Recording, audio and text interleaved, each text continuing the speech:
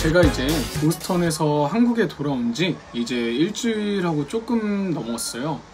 그래서 오늘 이번에 찍어볼 영상은 보스턴 어학연수 Q&A인데요. 제가 말주변이 없고 사실 아직 제대로 질문도 작성을 못해서 혹시 궁금한 점이 있으시다면 댓글로 편하게 물어봐 주시면 답변해 드리도록 하겠습니다.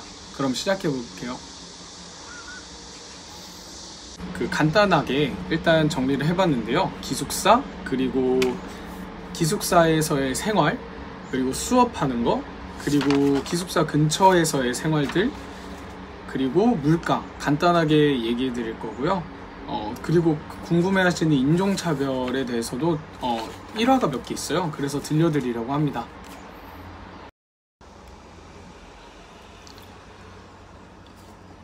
네, 일단 기본적인 걸 한번 적어봤어요. 그래서 그거를 한번 말씀을 드리려고 하는 중이에요.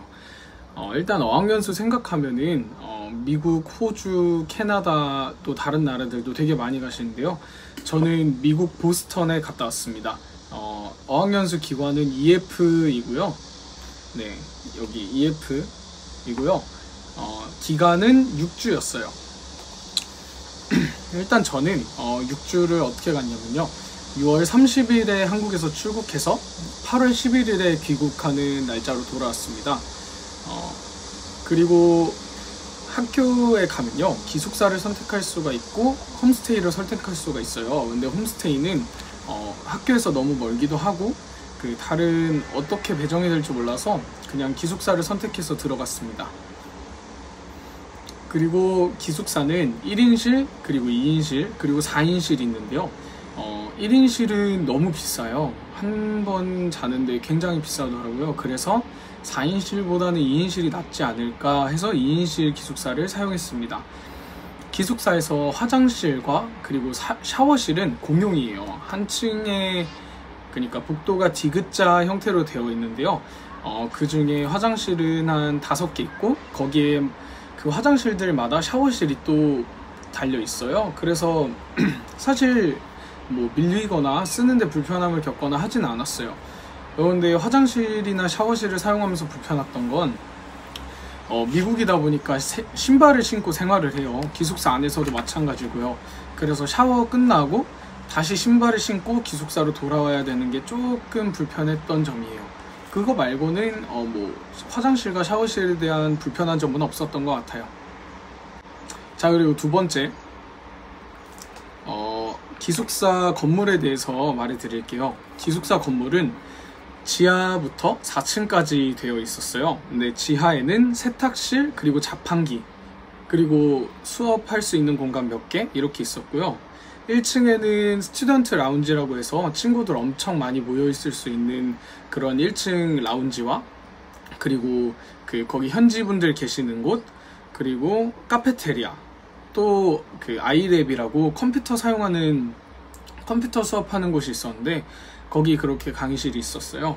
그리고 2층에는 이제 여자 남자 반으로 나눠서 도미토리가 있었고요. 그리고 기숙사랑 가운데는 렉처홀이라고 교회 같은 느낌으로 돼 있었는데 거기서 자유롭게 공부하고 쉴 수 있는 장소였습니다.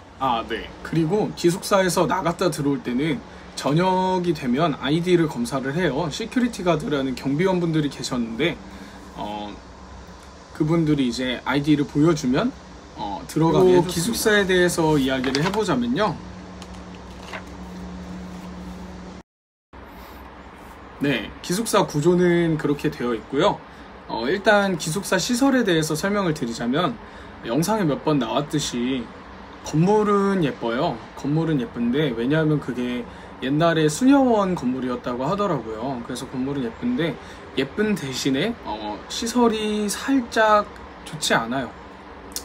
여름이었는데 제가 가고 나서 일주일 뒤에 에어컨을 설치를 시작을 했거든요. 그런 거 보면은 시설이 그렇게 좋지는 않아요. 그리고 침대가 2층 침대인데 굉장히 일단 높고요. 왜냐면은 서양 친구들, 체격이 큰 친구들이 많으니까 굉장히 높고, 그리고 베개와 매트리스가 저는 많이 불편했어요. 다른 분들은 어떨지 모르겠는데 저는 처음에 가서 자는 게 너무 불편해서 목이 좀 아프고 그랬던 기억이 나네요.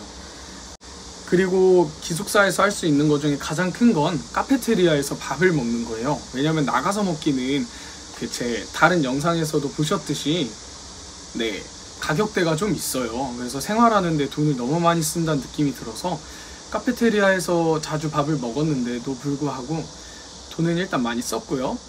그리고 카페테리아 밥에 대해서 얘기하자면 그 음식 동영상에 나왔던 것처럼 최악이에요. 제가 초등학교, 중학교, 고등학교 급식 먹었던 것보다 더 최악입니다. 제 입맛에는 너무 안 맞았어요. 제가 나름 한국에서 느끼한 음식, 기름진 음식 잘 먹는다, 가서 적응 잘할 거다, 그러고 가서 이제 생활을 했는데 힘들더라고요. 음식이 생각보다 입에 잘 안 맞아요. 네, 그리고 기숙사랑 홈스테이 같은 거를 하다 보면 이제 룸메이트를 만나게 돼요.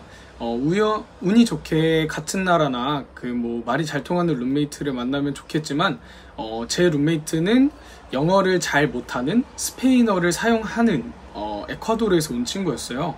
그러면 방에 잘 들어오지 않았고요. 일단 그래서 거의 저 혼자 편안하게 생활을 했고요. 자기 공간이라고 생각하는 부분 아니면 아예 건들지를 않았어요. 네, 그건 좋았던 것 같습니다. 근데 이제 문제점이 기숙사에 있는 친구들 비율이 스페인 계열이 정말 굉장히 많고요. 에스파뇰 쓰는 친구들이 정말 많고 나머지 국가 친구들 이런 느낌으로 구성이 되어 있어요. 그래서 이제 스페인 친구들은 자기네들끼리 모여 있을 때는 이제 영어를 거의 안 써요. 그런 배려를 잘 해주지 않더라고요. 다른 나라 친구들은 이제 다른 여러 국가 친구들이 모여 있으니까 나름대로 영어를 쓰려고 노력하는 모습을 보여주는 반면 제가 만났던 거의 대부분의 스페인 계열 친구들은 영어를 사용하지 않았어요. 네. 그리고 스페인 계열 친구들이 어린애들이 되게 많아요. 거기 보스턴 기숙사에 사는 친구들이 대부분 평균 연령 우리나라 나이로 만 17세 정도라고 생각하시면 돼요. 물론 나이 많은 친구들도 있고 굉장히 나이에 비해서 성숙한 친구들도 있는데 어린 친구들이 많다 보니까 행동을 어리게 하는 친구들이 굉장히 많더라고요. 그래서 불편했던 점들도 몇 개 있었어요. 일단 기숙사에서 제가 첫날에 기숙사에서 잠을 자는데 밖이 굉장히 시끄럽더라고요. 그래서 이렇게 창문을 쳐봤어요. 걷어봤어요. 왜냐면 제가 창가 쪽 자리였단 말이에요. 그래서 창문을 걷어봤는데 굉장히 많은 친구들이 밖에 모여서 이제 노래도 엄청 크게 틀어놓고 춤추고 그러고 있더라고요. 근데 후에 알고 보니 그게 이제 밤마다 모여서 술을 마시는 거예요. 왜냐면 그 친구들 중에는 이제 이렇게 말하긴 좀 그렇지만 돈이 많아서 놀러 와서 영어를 배우는 듯한 느낌인 분위기가 강해요. 그래서 이제 밤마다 술을 마시고 파티를 하는 게 되게 많았어요. 이렇게 본인들끼리 파티를 즐기면 굉장히 괜찮다고 생각해요. 그게 미국 문화 중에 하나고 우리가 알고 있는 분위기가 그렇잖아요, 서양이.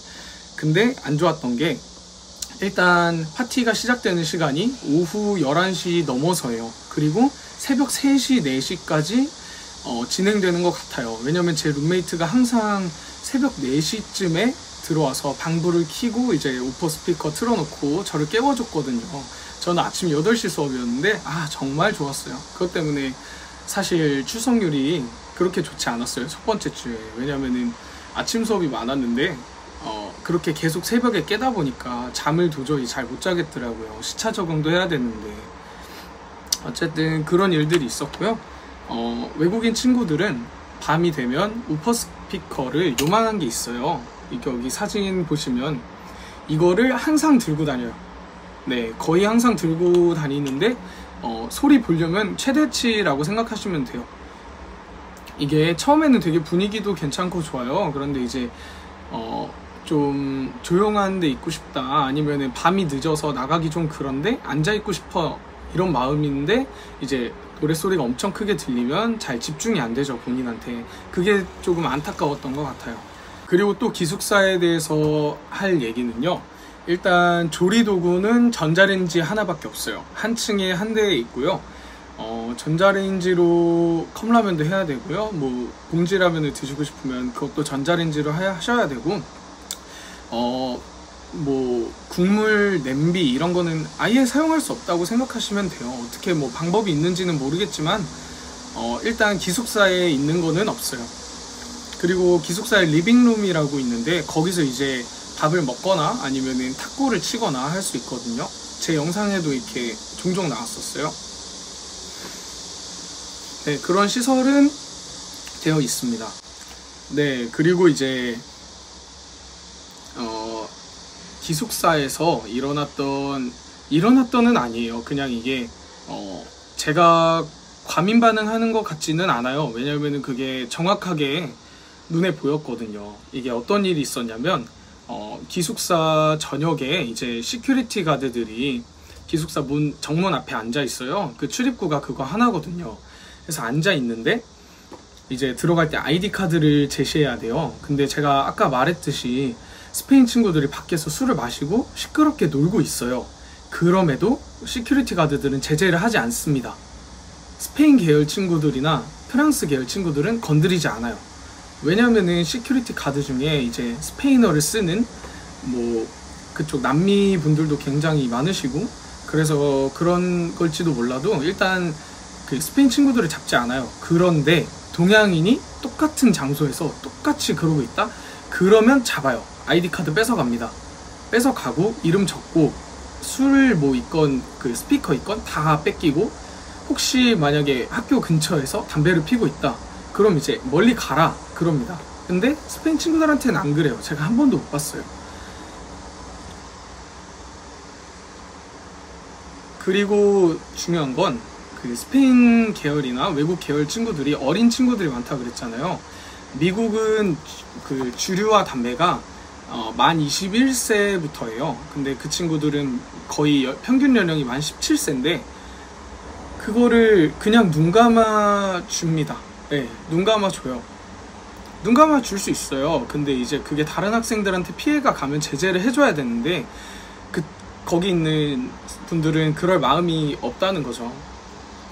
그게 조금 솔직히 저는 개인적으로 굉장히 기분 나빴어요. 네.